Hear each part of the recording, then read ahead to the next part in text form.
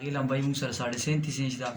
37.5 سره چې کله موږ 3 انچ جمع کړو موږ سره 40.5 کې یو نښه نه واچوله، دلته مې 40.5 کې بله نښه واچوله. بیا موږ سره پنسه چې کومه ده هغه موږ سره 9 انچ ده. 9 انچ سره موږ نیم انچ یا پوکم یو انچ چې کوم دی موږ ایډ کړو، نو دلته مې نښه واچوله. او دا چې کوم دی پنسه پټو لپاره یو نیم انچ موږ زیاته ورسره پنسه پټۍ مې هم دې سره کټ کړو.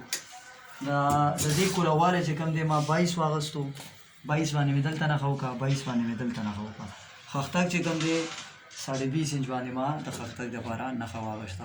نو دا ګورئ دې نه اسان کټینګ د پرتوګ چې کوم دی بل یو ځای کې هم نشته دی. نو ګورئ د دې بند طرفونه به هغه طرف ته وي او څلور کولو طرفونه زما طرف ته د کټینګ طرف ته وي.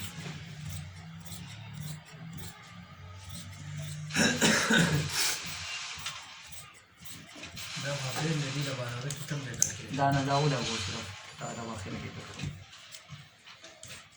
پیټرن ځان ته جوړ کړی دی، په دې پیټرن باندې به کټینګ وکړو. نو هیڅ مسله نشته. کټینګ نه اکثر استادانو چې کوم دی لږ به موږ دننه ځو. کټینګ نه اکثر استادانو چې کوم دی یو بلا جوړه کړي چې یاره کټینګ ډېر ګران دی. اکثر چې کوم دی کس